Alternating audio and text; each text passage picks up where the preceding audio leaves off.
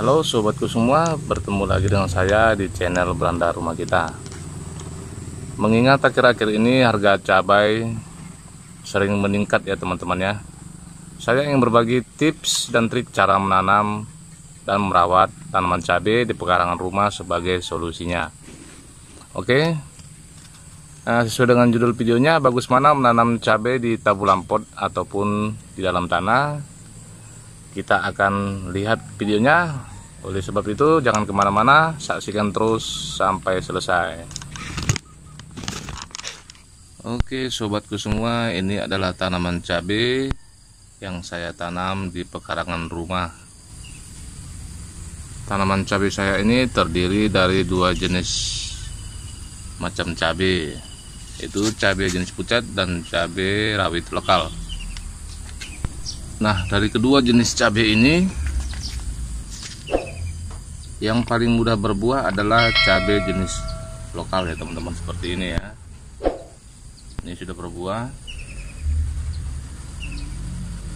Walaupun dengan usia yang sama, tapi tetap lebih cepat dibanding dengan jenis yang 201 ini atau cabai muka pucat ini ya teman-teman ya. Ini yang pucat. Kemudian kalau kita perhatikan ya teman-teman, walaupun cabai jenis lokal ini mudah berbuah baik dalam polybag ataupun tabulam pot, tetapi tetap lebih unggul apabila kita menanamnya di dalam tanah seperti ini ya teman-teman ya.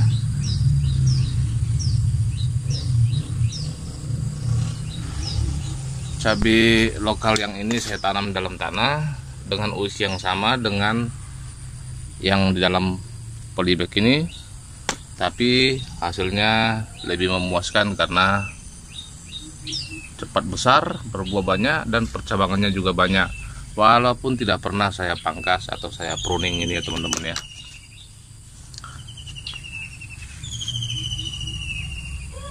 Sekarang coba kita perhatikan cabai rawit yang di dalam polybag ini teman-teman. Sudah pernah saya pangkas dan sudah berbuah beberapa kali, sudah dipanen. Dan ini yang tidak di pruning ya untuk cabai jenis lokal ini. Ini tidak saya pruning. Oke. Dengan usia yang sama tetapi hasilnya lebih banyak kalau cabai yang kita pruning ini, lebih banyak buahnya ya maksudnya teman-teman. Ini sudah dipanen ya. Ini usianya hampir sama semua ya teman-teman ya. Usia cabai ini saya tanam dalam polybag, menghasilkan buah yang berbeda. Begitu ya. Biasanya cabai rawit lokal ini lebih cepat menghasilkan buah ya teman-teman daripada cabai jenis yang ini ya. Jenis yang pucat ini, yang 201 ini. Ini umurnya sama dengan ini, tapi yang jenis ini belum berbuah, tetapi yang ini sudah berbuah ya dan sudah dipanen. Ini sama yang 201 belum berbuah, sementara ini yang lokal sudah berbuah dan sudah dipetik. Ini yang 201, yang itu yang jenis lokal dan sudah berbuah, termasuk yang ini ya teman-teman ya, yang di tanah, yang jenis lokal. Ini baru dipanen dan sekarang sudah mulai berbuah lagi, rajin berbuah dia. Yang di tanah ini sengaja tidak saya pangkas, saya pruning, saya ingin melihat perkembangannya. Ternyata tanpa di pruning juga dia bisa menghasilkan buah yang begini banyak ya teman-teman ya. Oke ya, ini tanpa pemangkasan. Ini saya pangkas, saya pruning dalam polybag. Dan memang percabangannya juga tumbuh banyak dari bawah ya. Ini teman-teman ya. Dan menghasilkan buah lebih banyak daripada yang tidak di pruning seperti ini. Ini tidak saya pruning, cabangnya cuma sedikit, kecil-kecil juga karena tidak saya pangkas.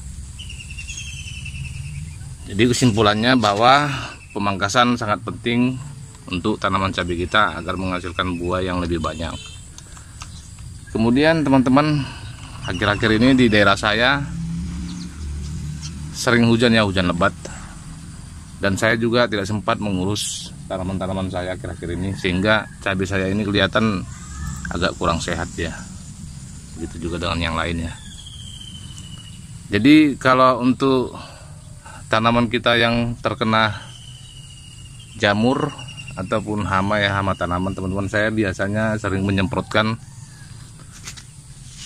fungisida antrakol saja ya teman-teman ya, antrakol. Kemudian untuk pestisidanya saya berikan larutan bawang putih dan campuran dengan tembakau ya, tembakau rokok ya teman-teman.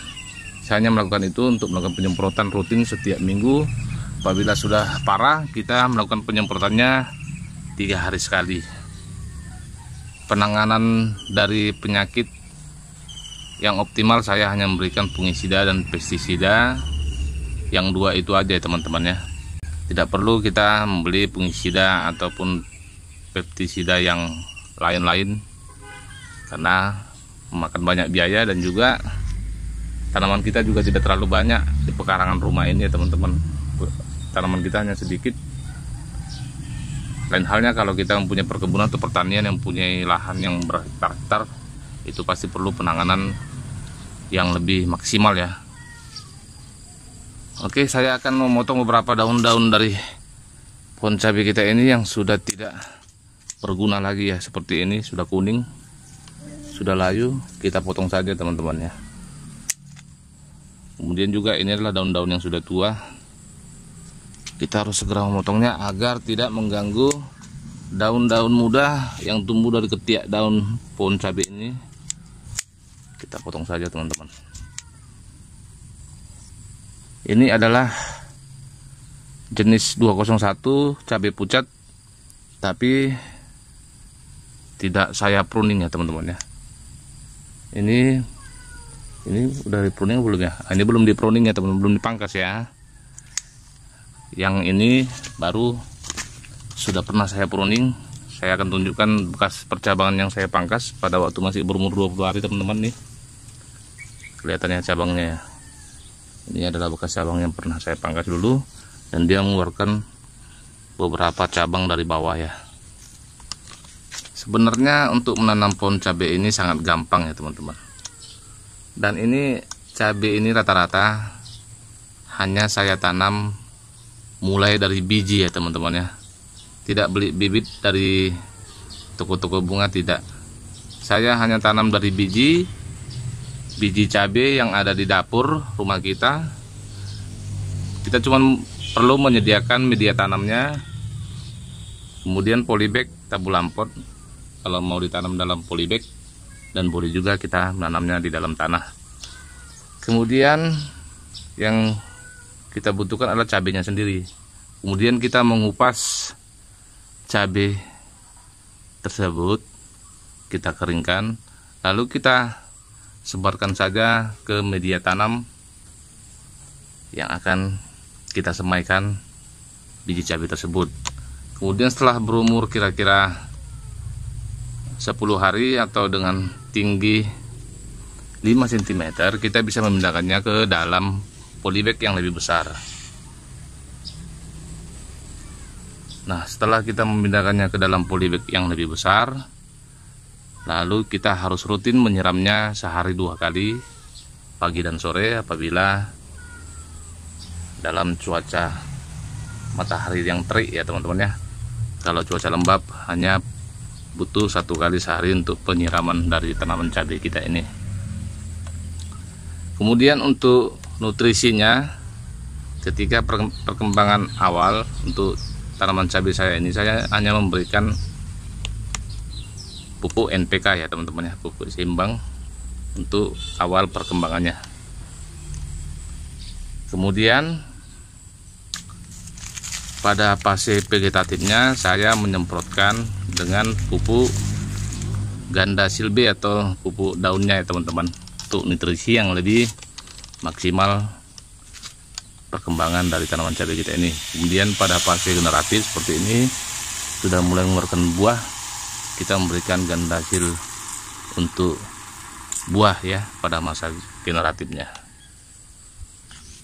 Oke teman-teman, sahabat petani milenial yang hobi tanam menanam berkebun di pekarangan rumah, Sebelum kita melakukan penyemprotan pada masa generatif tanaman cabai ini, saya akan menambahkan kompos ya teman-teman ke dalam polybag tanaman cabai kita ini.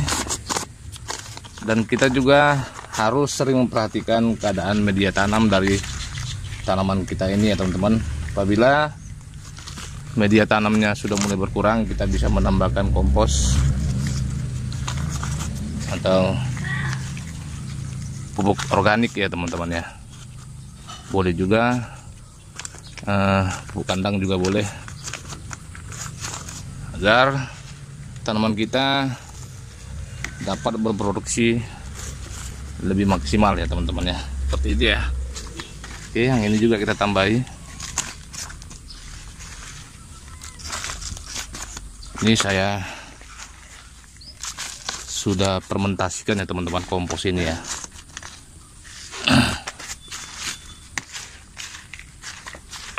Ini adalah hasil dari cara membuat media tanam yang baik yang pernah saya videokan ya di video-video sebelumnya. Kalian bisa cek nanti di channel saya di video sebelumnya tentang cara membuat media tanam sendiri paling subur dan paling jos. Insektisida dari bawah ya teman-teman ya, dari dalam tanah. Saya juga sudah menaburkan furidan ya. Seperti ini ya, mungkin masih agak kelihatan ya sedikit yang warna ungu ini ya. Oke, furidan, begitu juga yang di dalam polybag maupun dalam tanah. Fungsinya untuk mengusir hama-hama dari dalam tanah ya, seperti semut, orong-orong, ulat ataupun cacing ya teman-teman. Itu fungsinya agar tanaman kita lebih sehat dan lebih subur, karena media tanamnya juga semakin bagus ya. Sebenarnya dalam perawatan tanaman cabai ini juga sangat mudah ya teman-teman ya. Kita hanya cukup menyemprotnya dengan pupuk atau nutrisi setiap seminggu sekali ya, agar nutrisinya lebih maksimal dan menghasilkan buah yang lebih banyak. Dan pemberian pestisida ataupun fungisida itu sangat perlu diperhatikan apabila pada saat musim-musim penghujan ya teman-teman. Karena tanaman cabai ini sering mengalami yang namanya terserang hama ya, atau jamur. Seperti cabai saya ini. Ini dia sudah kena kutu kebul lagi di bawah.